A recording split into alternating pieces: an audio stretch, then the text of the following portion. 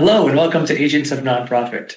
My name is Alexander Lapa, and I'm here to speak with everyday superheroes helping nonprofits. Joining me today is Shira May to talk about disputes and conflicts. Shira, welcome to the show. Thank you so much for having me, Alex. I'm really happy to be here. Pleasure is mine. And as we get started, I was hoping you could share your superhero origin story. Oh, I love this question so much. I think what I will say is I have always been interested and fascinated by language and communication. And when I was quite young, I was quite a talker, and I really liked to record myself talking. And I would be interviewed and by my parents, and just have a lot of fun with that kind of format. So I was a natural, curious kid. I ended up studying early childhood education and language development.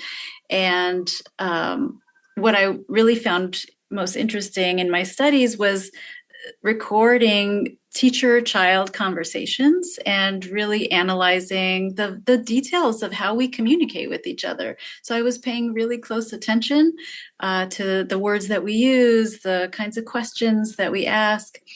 And as I kind of progressed in my career, I found that I needed to learn some of those skills to really become a much better communicator. So there was an origin in how I kind of was naturally in my temperament, but then I really had to learn a lot of superhero skills along the way. So, teacher child communication, was any particular reason why those two individuals that you were more gravitated toward? The context was that the professor that I was working with was studying preschool programs that were using a science inquiry kind of curriculum. And she wanted to see if that type of focus in the classroom would change the way teachers talk with young kids. And so I was really excited to have this kind of natural opportunity to observe teachers and children in their natural habitat, if you will. And so I was really fortunate to be able to be kind of a fly on the wall in multiple classrooms across the region here in Rochester. I found that teachers, I think, clearly go into a profession with a calling. They're naturally attuned to children, but then there's something really interesting that happens when they're focusing on a joint task together. So they're looking at a science experiment. What's going to happen when we mix these two kinds of liquids and see what the new formula is? And the language tends to be much more specific. They're using more rare vocabulary words and very much describing what they're seeing. And I find it really fascinating to look at how our language is impacted by our context. And of course, it relates to what I do today, because when we're asked to pay attention to how we communicate, that alone can make a significant difference. Just stop and become aware of what we're doing. How are we talking to one another? What if we pay a little bit closer attention to the way that we express our ideas with each other? So that's a consistent motivation for me. I get very, very excited about that kind of study. I find language to be fascinating as well. Obviously, I'm not as proficient as you are, but I'm hoping most people have experienced this, that there are some people in your life that communicate very abruptly and directly, and sometimes can be off-putting or insulting even.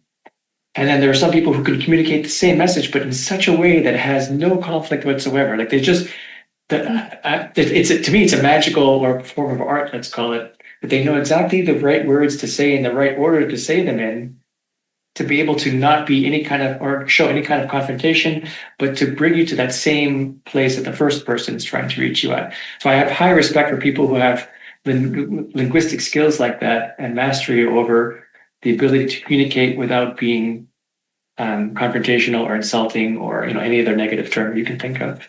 Sure. And one thing that we talk about when we teach conflict skills is that conflict really just boils down to when human interaction is not going well, we can feel it. We can tell in our bodies and our emotions that we're not connecting. And humans have a innate biological disposition to be attuned to whether we're in connection or not in connection from birth. From young babies are attuned to their caregivers in that way. So conflict is inevitable. It's part of being human. We're social creatures, so we don't try to talk about conflict as being a good or a bad thing. But the real issue is how we manage it. And it does tend to be the case that most people experience conflict as a negative, and they create this negative conflict cycle. So the interactions tend to get more and more negative and heightened and build on each other. But what we try to teach is that there are positive ways to interact during conflict. Just like you said, those sweet turns of phrase, those ways that we can consider the other person, how the words are going to land. And those are learned skills, things that we can teach. Unfortunately, we don't learn them very often in school or in our family, but it brings me a lot of joy and fulfillment when we can teach those skills and find people saying, oh, it's an aha moment for me. I can get this point across and have a more positive spiral, a more enjoyable and productive interaction than maybe I thought I could. The negative emotion comes from that dissonance, the distance or the gap between wanting to be social creatures and realizing that you're not on the same wavelength just yet, you're not aligned. And that gap between those 2 points is probably what creates that negative experience. So I agree with you. Conflict by itself is natural, it's normal, it's going to happen. We know people ever truly align on everything. But the idea is, of course, how you manage that gap is really what it comes down to, right? Would you agree? I would definitely agree. And there's 2 dimensions that we talk about in conflict skills. One is the ability to advocate for yourself, for your interests and your needs and what you hope to accomplish. And the second dimension is being able to recognize or be aware or be inclusive of the other person's perspective. So it turns out there's 5 conflict styles, and many people have a preferred conflict style. So I can go over them just briefly because I think they're really interesting and telling. The first one is the competing style, which is sometimes thought of as a shark. If you're an attorney or an advocate, sometimes you have to be that shark in order to get what you're trying to accomplish done, and you're less interested in the other side's needs or whether the relationship is maintained. It's more about making sure your goals are accomplished. So you're going to do what it takes. The flip side, kind of the polar opposite, is the accommodating style, represented by a teddy bear. I will say I'm a recovering teddy bear, and that's the kind that is often thought of as a people pleaser. So you put the other person's needs first, often at the expense of your own needs, which does have its benefits in times when your goal is to maintain the relationship, or if the other person is incapacitated and can't communicate well. I used to work at the Alzheimer's Association in Rochester, and often our family caregivers are such beautiful teddy bears. They know that their loved one with dementia isn't in the same reality as them, and there's no need to argue. So they're often going to give in to their needs and make it work for the other person. There's a turtle, which is the avoiding, a very common response to conflict. And I'm neither going to speak up for my needs, nor am I going to support you in your needs. I'm going to try to get myself out of the situation and put myself in my shell. It can be a useful style when the relationship doesn't matter so much and you kind of just need to exit. So getting yourself out of toxic situations if you can, not spending time with friends who aren't giving you any benefit. There's no reason not to be a turtle in those situations. The downside, however, is that if the relationship matters and the goal is important, you can't avoid the situation forever. And then there's a compromising position, which is represented by a fox. I think of a fox as clever and quick. So a compromising position is someone who can make a quick problem-solving decision. Let's split the difference. Let's go 50-50. But there's a real issue with that. I'm going to insert a short story into this framework. So imagine a mother has one orange and two children are fighting for that one orange. Both children say, I want the orange. I really want it. I need it. So the compromising position would be the mother cuts the orange down the middle and gives each child half. They got half an orange each, 50-50. But they might still be dissatisfied, and then it might occur to her to ask, why did you want the orange? And that would be shifting to the final win-win solution. Imagine one child says, I'm thirsty and I just wanted to squeeze the juice and drink the juice. And the other child said, I am baking a cake and I need the peel to just have the flavor. So it turns out both children could have exactly what they wanted if the strategy was more about this way of looking at the big picture and asking why. So it turns out asking why is a really important principle in conflict management. So that last style is often represented by the wise owl. The wise owl is the collaborative approach, where we want to understand everybody's interests. We want to look at the big picture and take our time to find potentially creative solutions that we hadn't thought of in the beginning. So I'm, of course, a nerd about this topic and can go on, but this is something I like to talk about. And I do apologize. That was my phone dinging, so I'm so sorry. All good. That's cute. So 5 styles, 5 different animals. I get the impression as you were talking that each of these styles can be and maybe should be used in certain scenarios. Like you might be able to, one individual could change their style based on who they're talking to or the context that they're talking in.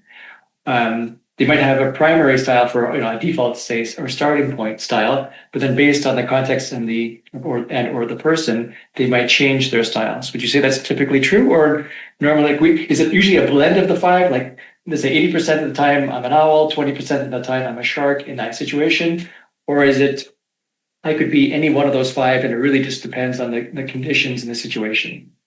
Yeah, you make a really good point. Most people can switch between styles and know that it's probably appropriate to switch styles depending on the situation and the relationship and just your capacity in the day. But at the same time, most people, when asked, what's your preferred or dominant conflict style, they can pretty easily let you know. We also have a quiz that we can give to folks in our workshops, and usually they have 1 or 2 styles that rise to the top. That's their most frequently used. And when we ask people, why do you have that preferred style? It's a mix of, some people talk about this is how I've always been. It's definitely my personality. I tell it like it is. I've just always been a shark. Or at the same time, people will say, well, I'm a middle child and I always had to navigate these other needs of other people around me. So I've always had to be the fox and just make sure everybody's got a little bit of something. So I think there's a combination of the nature and nurture there in terms of what makes our style. But we try to encourage people to recognize that we need a toolbox of how to deal with conflicts in so many different situations in our personal lives, at work, in our community. And even across political differences, as we know here in the US, there's so much us versus them mentality right now, and it can feel really overwhelming for people to maintain relationships across political difference and fear that's associated with the policy changes. So we want people to have lots of tools in their toolkit, sometimes to be able to walk away, sometimes to be able to assert yourself, sometimes to ask the right questions, sometimes to brainstorm, and really to be savvy and to know what the situation calls for.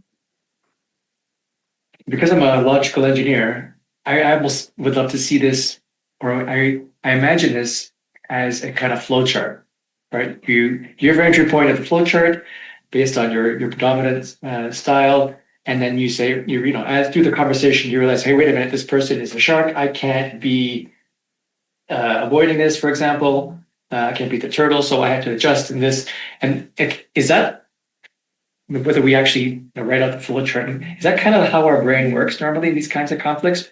Like we start with our default setting, but then, based on that flow chart and decisions, say yes, no, is it is it an aggressive situation or it's a non-aggressive situation, but it's a, like you said, end of life caregiving type of situation. I have to adjust. And then also at the same time, another dimension to this is the ability of just making sure that you are, to your point earlier, advocating for yourself and inclusive at the same time. Like, is there an actual way to decide what is the best conflict style based on this particular situation? Or is it more like a feeling and you just do what works and hopefully something beneficial comes out of it? Yeah, I love this question because I also love theoretical models. And so I'm thinking of a few different models that come up to my mind. Let me talk about two different ways of thinking about the question. One is just based on your own capacity to be in the conflict. One of the things we find is really helpful and important is to be self-aware of your own mental state and emotional state. So if you find yourself getting emotionally heated, which is very much what happens when we're in conflict. And I'll let you in on a secret, even though I work with a team of mediators, we still get heated during personal conflicts. People sometimes say, oh, you're mediators, you must never get into conflicts. That is absolutely not true. We're just as easily upset by conflict as everybody else. We just have some more tools that we can draw on. And one of those, really probably the most essential tool, is the ability to stay self-aware and to ground yourself during the conversation. So that's job number one. If I had a flow chart, that would be the very first thing, is checking in with yourself. Am I triggered by my past, traumas or upset here so that I'm not thinking clearly? We sometimes say, am I in my lizard brain? I'm pointing to the back of my brain where our emotions live, in the amygdala, where my thinking or logical brain is actually hijacked, so I'm not thinking so clearly.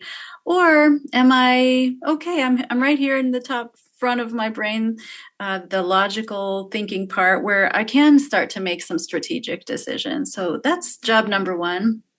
And as mediators, we actually look for times when the two parties are in those state of heightened emotion. And so our job is to really support them to get grounded again, to connect with their emotions and to be able to almost restate what they've just said in different ways. The second model that I'm thinking about is the negotiation model, which has been studied and written a lot by the Harvard negotiation team at Harvard Business School, the book Getting to Yes by William Ury. And in that model, there are 4 principles. And so I would say that might be a way to make a flow chart here. I can tell you that the first principle is focusing on interests over positions.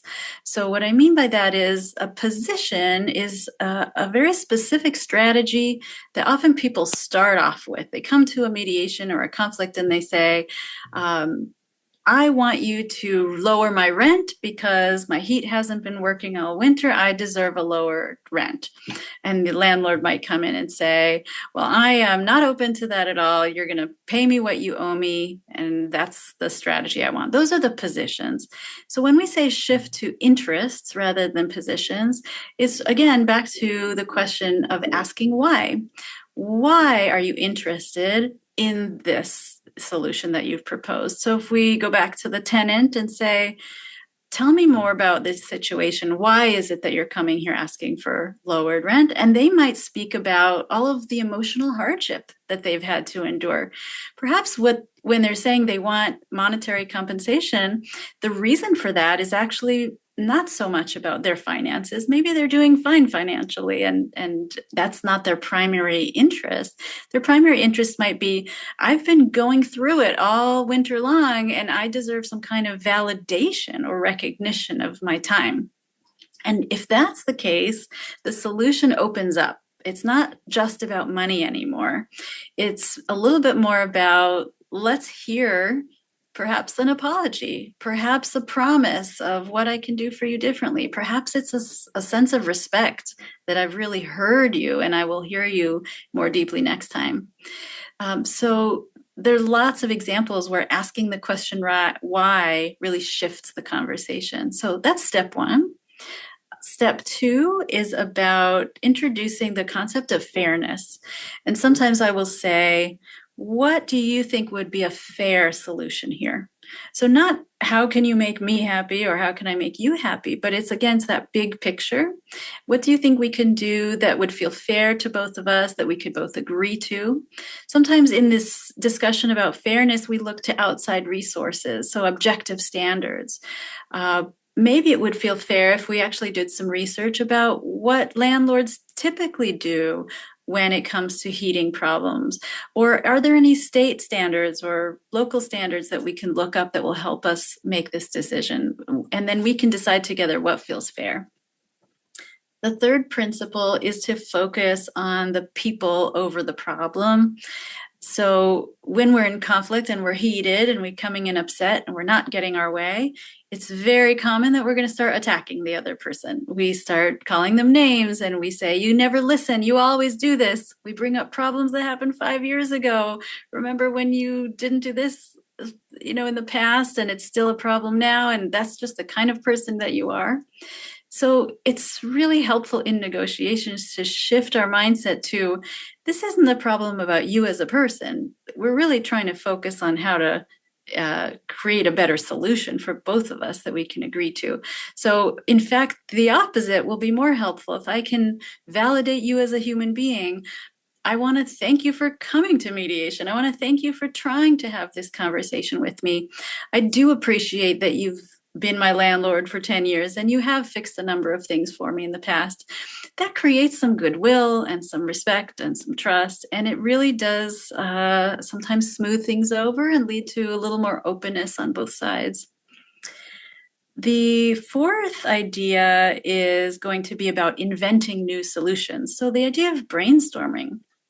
Now that we know what our interests are and what we're really here to talk about, what's important to us, what's the wide world of possibilities here that we could come up with?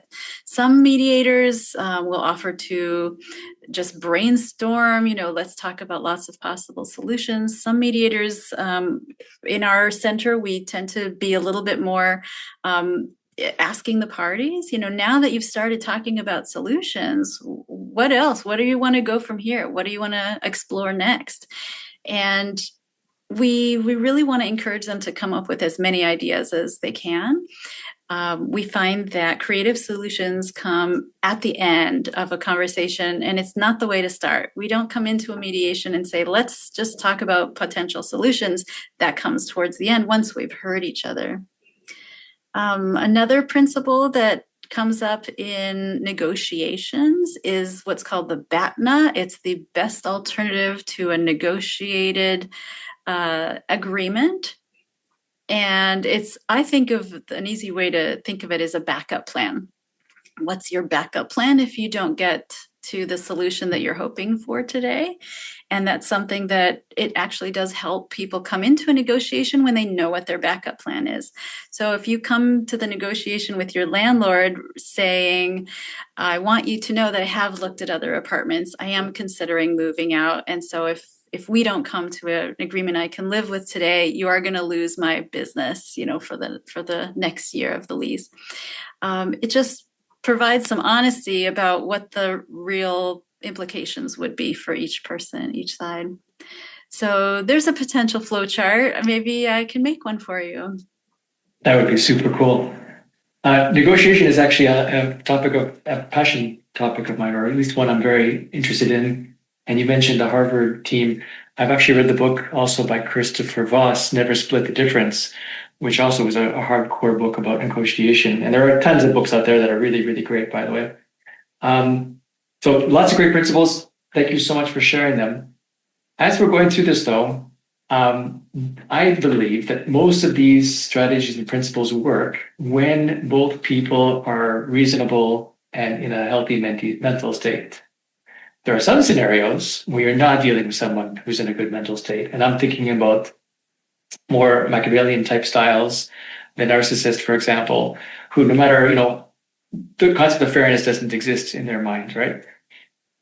And it isn't always easy to see if someone has these kinds of traits, but if you are able to identify it, would you recommend changing any of these principles along the way to say, okay, well, now that I know who I'm dealing with is not someone who's reasonable, I have to then shift to this kind of strategy to be able to deal with them? I think what I'd like to say about that is kind of going back to the idea of self-awareness is first and foremost to know if this is a conversation that you want to still continue to have, or if perhaps you need some support. And that gives me a little bit of a shift to talking about some of the work that we do at my center around mediation. Mediation is a really important strategy for bringing in a third party when two people are not successful at navigating a conversation themselves, whether they're at an impasse and they're just stuck on the solution, or like you mentioned, whether the communication is really not tenable because one person is absolutely not able to listen or take any kind of responsibility or pointing fingers all the time. And so what a mediator offers is, first of all, a support system, a way to frame this as a conversation that we can help you make better. We can help this be more productive than if you were trying to do this on your own. Another thing that a mediator can do is actually we meet with parties one-on-one before they come to mediation. Number one, we want to make sure the case is appropriate for mediation, because there are cases, as you said, the more extreme versions of not listening or taking responsibility or attacking the other person. When it does become abusive, we actually don't take those cases to mediation because we don't feel that both parties will be able to show up to advocate for themselves. In those cases, we think that sometimes a legal solution might be the best solution. And sometimes bringing attorneys into a situation is the preferable way because it gives that support and expertise to parties. Attorneys are always welcome to attend mediations as well. And that's something that can also help each party feel like they've got the appropriate support and information. I think that when it comes to a one-sided conflict, you're there to have a dialogue and offer solutions, and the other party is not. I would really recommend exercising caution in terms of how much energy you expend, because we can feel like we're spinning our wheels or going to a dry well expecting water and there's nothing there. So one way to think about that is making sure you're very clear about your boundaries. So using those I statements, I think it's really helpful to remember a boundary is something that I will do. It's not something that I can tell you to do. I can't tell you to honor my boundary. And so a boundary sounds like, if you continue to yell at me, I'm going to walk away from this conversation. If we can't come to a solution today on the phone, I'm just going to email you my proposal, and the next step will be calling an attorney. So really clear if-then statements. If this happens, then I will do this. And that can be really challenging. Again, as a recovering people pleaser, expressing and setting and enforcing my boundaries has been very challenging. And that's why I love a formula. I love a really good, give me the tools of the sentence starters. So, the if-then statements, the I'm going to do this at this date in this specific way, as specific as you can make it, really conveys a strong boundary. Yeah, that makes sense. And there's obviously a lot more that could be said about that, but that's a great overview and starting point. Hey, Alex here. I want to take a brief moment and thank you for listening. If you've enjoyed this episode so far, please consider sharing it with someone who would also benefit from its insights. It's these kinds of referrals that really help the show grow. You can also show your support by making a small donation. I don't do corporate sponsorships or product placements, so I rely on your support to keep the show going. You can visit my website, agentsofnonprofit.com, and click Support Us in the top menu. Thank you kindly. I just realized as we jumped into the conversation, like we dove head first, but we actually never defined what is conflict to begin with, because there's conflict, there's arguments, there's discussions, there's fighting. Like, how would you define conflict as a general term? Well, conflict can be defined in different ways depending on the field and who you ask. In legal fields, people look at conflict from the idea of your rights and responsibilities, So if you have conflicting responsibilities, then you might have a legal conflict. There are people who look at conflicts in terms of simply not being able to come to a solution. And so that view of conflict is more focused on conflict settlement or conflict resolution. We're not able to get to a common agreement. At my center, our philosophy is more relationship based. So, as I mentioned earlier, I think of conflict as anytime the interactions are not going well between us. And so we do have conflicts where it's really about how we feel. We're not feeling good in our relationship. Our interactions aren't positive towards one another. And on the flip side, we could have a total disagreement. For example, my neighbor and I might have voted for a different person and have completely different political views, but we get along fine because we simply agree to disagree, or we don't talk about that subject. And so we're not in conflict, even though I do not agree with his politics, but there's no conflict there because the interactions are fine. And similarly, if we can't see eye to eye on a solution, but we are still talking and negotiating and have goodwill, I don't really consider that a conflict. It's really we're negotiating a problem. We're actually problem solving, even though we haven't come to a solution yet. So my preference and my style of mediation is to look at conflict as relational. It's a crisis in human interaction is the definition that I would use if I'm teaching this class. And that's really writ large. So that means I can have a conflict with one other person about we're just feeling tension between us and we can't ever seem to be nice to each other.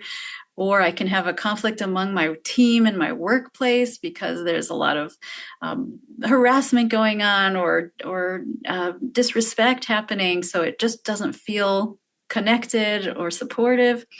And it can be all the way up to international conflicts. It can be legal conflicts. The key point for me, what makes it a conflict is that the interactions are not going well. So when we look at intervening in conflicts, we think of there's two things we're trying to do. The first is actually managing the interactions, supporting people to move from that negative conflict space to a positive conflict space. So speaking more in I statements, speaking about what I need, speaking about what I want, rather than name calling or putting people down. That's part one. And then part two is the problem solving and trying to see if there's an optimal solution here. But often we really can't get there until we focus on the first one, on the relationship and the interactions. I like the idea of understanding that you don't have to agree on everything with someone else. Like there are places and rooms that you can say, okay, this particular topic we're just going to always disagree on. We'll always have conflict on it. Therefore, let's just not talk about it. And you don't need to because it's not part of your day-to-day or reason for being interacting with this person. I think that's a very mature way of seeing things. Just to say, these are topics maybe we should just avoid talking about because we're just not going to get anywhere with it. And then, hopefully be able to reach other agreements in other domains with that person. Yeah, I like the framing of that as a mature way to go about it. It does not mean it's easy at all. And some of the most difficult relationships that I have are with loved ones who I vehemently disagree with, but I really want to stay in relationship. And so that takes a lot of emotional labor. It takes managing my emotions. I can often feel really uncomfortable, but yet the value of the relationship overrides my discomfort. And what I really aim to do is show up as authentically as I can, which means not agreeing with something that I don't agree to, not staying silent when I feel like I need to say something. But as you mentioned at the beginning of this conversation, finding the finesse to express myself in a way that won't cause a personal attack or won't make the other person feel like they can't even be in the room with me. And so, again, I really rely on the idea of the I statement. So I'll give you an example. I speak with a lot of people about what's happening in Israel and Gaza. It's a really emotional, painful topic. There's so much trauma and historical, intergenerational trauma that oftentimes people feel like, I just can't talk about it with this person. If you don't see eye to eye with me, I can't go there with you because it's too emotional, it's too painful. So when I find myself in a position like that, because I'm human too, and I have my own opinions, I try to speak from a very vulnerable and heartfelt place. And so it might sound like this. My friend, when I think about our relationship, I'm thinking of all the times we've had together, our long relationship and how much I value it. And it's really painful for me to see how different we feel about this topic. It's almost hard to show up to this conversation. I feel like tears are welling in my eyes. I can hardly bring myself to understand your perspective, but I really want to try. And I would really like for you to do the same, even just to get a glimpse of where we're coming from. We might not agree at the end of this conversation, but I'd really like to try connecting with you. Would you be willing to hear my experience and I'll hear yours, or vice versa? And that's, I think, a really rare thing to bring to a conversation, is that sort of, it's all about vulnerability of, instead of going at the issue itself, well, how can't you see this my way? And why are you ignoring this topic? To start with, I'm in some pain around our relationship. I'm fearful of what this conversation might be like, and start there. I have seen some remarkable shifts happen where the types of things we often hear that shows us that some opening has happened is people will say, I've never heard you say that before. I didn't know that's what you believed. I never heard you talk about it at this length. I didn't know you were feeling so much fear about it. And I can see why you feel so much fear. I can see why this brings up so much pain for you. I have empathy and compassion for you because you're my friend feeling upset. I want to share an example. I was working with a college campus, and they decided as a team to host a faculty dialogue about Israel and Palestine. And there were two faculty, a Jewish faculty member and an Arab faculty member, who were each going to speak about their experience and then have a dialogue on stage. And both of them said that they know each other for many years, they get along very well professionally, and this topic has been very challenging for them, but also really beautiful that they can maintain their relationship across differences. They're honest with each other, but they're respectful, they're curious, they're compassionate. When one of them is hurting, they reach out and they say, I see you're hurt.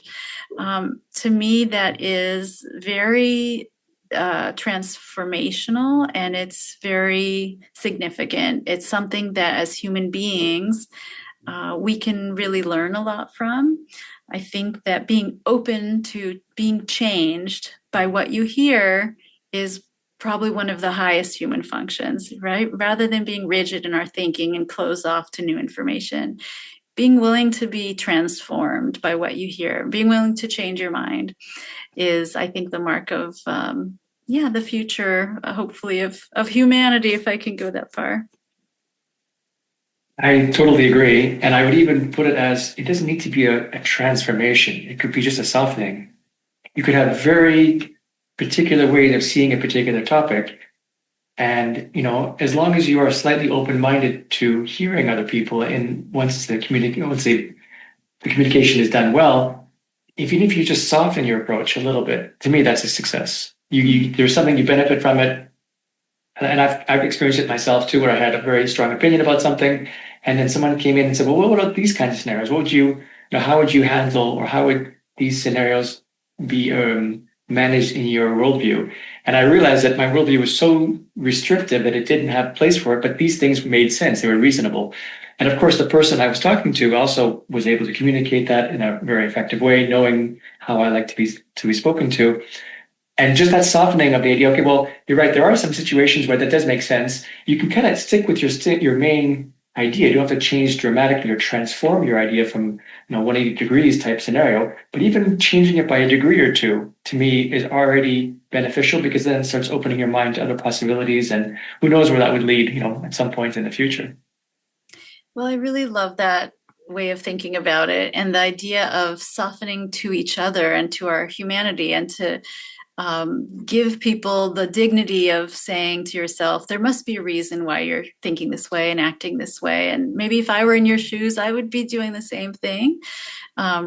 Recognizing, I think, that all humans have basic needs and we're always trying to meet our needs and doing the best that we can. We might use strategies that the other person wouldn't choose, but yet if we look beyond the strategy to what we're trying to accomplish, we can often relate to each other at the level of our basic human needs. You know, you're needing respect. You're really, what's important to you is your children's safety or the dignity of your community. Yes, I can relate to you about those things. So I like that idea of softening. I wanted to add a caveat, I think, to the idea of that it's, I think I said it's a evolved or higher way of operating as a human if we can talk across differences. And the caveat for me is, don't do it if you're going to harm yourself. And I say that because oftentimes there's some pressure put on people. Why don't you just, talk to the other person, even if that person is saying things that are directly harming you or, reflect your oppression, your ongoing suffering? It may not actually be possible or healthy or smart for you to engage in that conversation. And I'll give an example. I identify as queer, member of the LGBTQ plus community, and I have plenty of life experience talking about queer identity where I feel like generally I can speak to people who have misunderstandings or may even be, not accepting of different gender and sexual identities. And I can have some patience and some of that, seeing the humanity. But there are times when I have to call it and throw in the towel and say, I can't be in this conversation anymore because it's too painful. It's just absolutely bringing up all of my past hurts and pushing my buttons. And I'm no longer in a dialogue space. Now I'm just feeling like a victim and feeling hurt.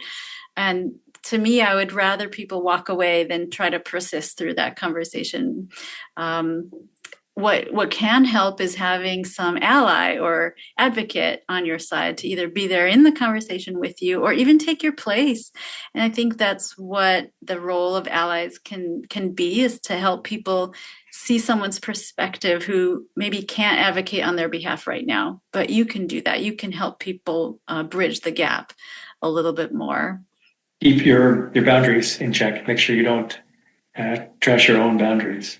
I was also thinking there's you used the word a couple of times, the why question, right? To help understand the other person's scenario and perspective. You mentioned asking a lot of why questions.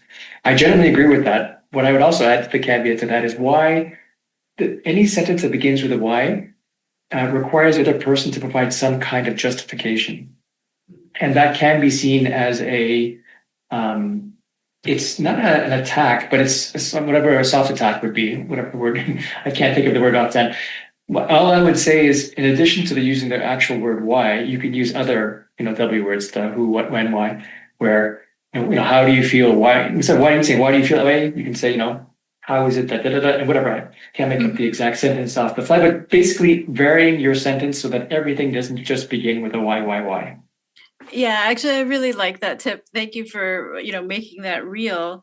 That finesse of asking the questions and encouraging people to say more is very context dependent.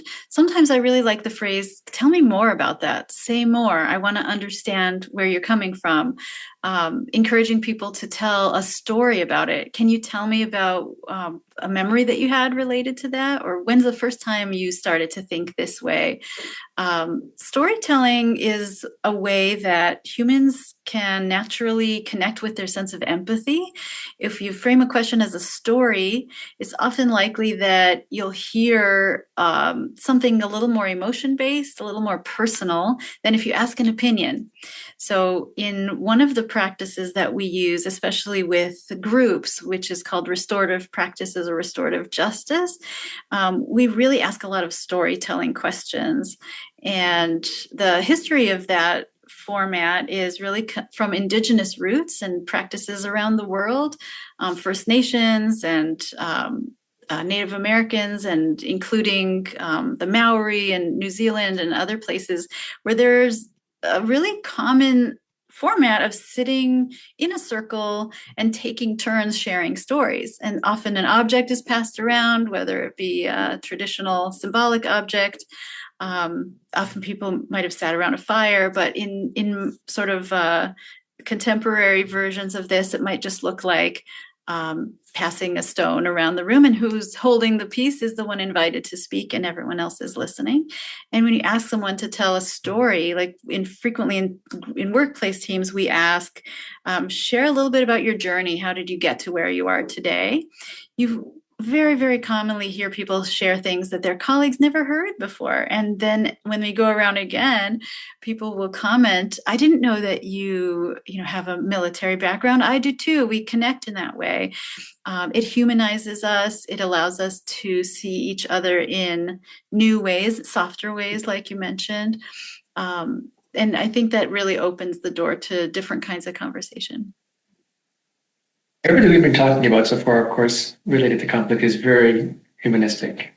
And just being a technologist, I'm curious to know, in your perspective, how does AI influence this worldview? I mean, I've used AI before to help phrase certain sentences, to make them softer, or to be more passive, or simplified, or different things.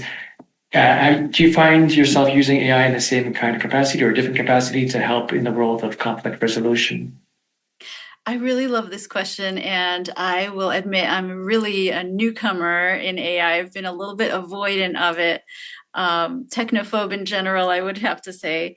But I do use AI to help me navigate and problem solve and think through options. And I think that's what's happening in the field of mediation and conflict resolution. Is it's a tool for professionals to hone our skills, to compare different ways of thinking about the problem. I saw a conference presentation by a mediator who taught his AI how to role play a scene. So the AI will actually be two characters and say, this is Peter, and this is my point of view. This is Mary, and this is what I think. And then the human gets to do a reflection or a summary or check-in or any of the tools that they're trying to practice. And then afterwards, the AI can give them feedback on how they did. So real-time role plays, written drafts of language. I think that we are in a time when AI is going to be a tool that will take off in ways we haven't thought of before. And I think that younger generation of mediators coming into the field are already coming in with that mindset. So one of the things I'd really like to see, though, is that there's a distinction between that human decision-making in the moment, which can't be replaced by an AI, and the ability to kind of process with a program, ahead of time, before or after a mediation. There's nothing that can really replace that human presence in a room with people, and we do have to make on-the-spot decisions. And I think that confidence comes from just practice and doing it.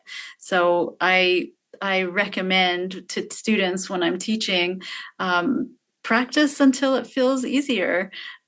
Sometimes without your AI or without your textbook or your technology, go up to someone and try and have this kind of conversation, and you're going to stumble and it's not going to work all the time. And that's part of the learning. That's how it goes. I think that when we make mistakes, if we can immediately kind of remind ourselves, ooh, good information, it'll keep us motivated to keep practicing.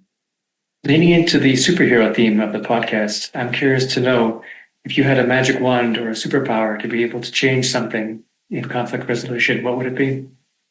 I would love to see that conflict resolution and mediation was immediately available for every single person on the planet. So what that looked like would be professional mediators, whether they're staff or volunteers, but professionally trained mediators in every single neighborhood. So you know who your neighborhood mediator is. You know who that person is that you can go to in your workplace, in your school, even in your family system. I could imagine a person appointed by the family system to be the mediator, or you rotate that service. I know some groups that have a designated room in their space. This is where we mediate. This is where we have conflict conversations. Like, this is the couch for conflict. So it's right there. You know where to go. You know who to talk to. I think another thing I could envision is that every school teaches conflict skills just the same way we teach writing skills and literacy skills. Things that I wish I learned, of course, when I was young that I had to study as an adult. And I do see that starting to happen much more in the last 10 years in school districts, especially here in New York State. These social emotional learning standards for the education department includes conflict resolution. So those things are already happening. And what's amazing to me is when we have people come to our mediator trainings, young people that say, oh, I learned this in my school. It's not new to me. I learned peer mediation training. I learned anger management already. So that universality, that conflict is not something we have to endure alone. It's not something we have to wonder or worry about. We've got a resource right here, my next door neighbor, in my library, ready to go for me. Shira, this has been great. Lots of valuable information. Thank you so much. I was curious to know if you can share with people how can they reach out to you, because we actually never mentioned where you work today and how you help people today. So maybe you could spend a few seconds about that. Sure. So I work at the Center for Dispute Settlement. We are a nonprofit organization committed to peaceful dispute resolution in communities. We serve the Rochester and Finger Lakes region of New York. And we are one of about 19 centers in New York State that's designated as a Community Dispute Resolution Center, or CDRC. We're all partially funded by the court system here in the state. We're very fortunate to have a very progressive, active court system that is policy-wise dedicated to making sure that mediation is available for parties coming into the court system. So many of our cases are referred by family court and civil courts. We also do divorce cases, any kind of neighborhood issue, landlord-tenant, workplace issues. We also offer a range of conflict skills training. So as I mentioned, mediator training. We teach peer mediation in schools. We teach anger management and implicit bias and diversity kinds of trainings, as well as restorative practices and circle keeping for schools and organizations. One thing I want people to know is that if you're in the Rochester area, we have a casino night fundraiser coming up on October 18th here in Rochester. It's on our website. It's going to be a really fun night. We're going to have Latin DJ and dancing, game tables, dinner, and some guest speakers. So we'd love to see you come on out and celebrate. Our theme is communicating with families and children. And I just want to say one thing I really love about working at this center is that we see people's lives changed every day by coming in to mediate their conflicts and to see them come in the door frustrated, at their wits' end, unsure if this process is going to work. And about 80% of our cases do come to written agreement. And those folks, 93% are satisfied with their experience.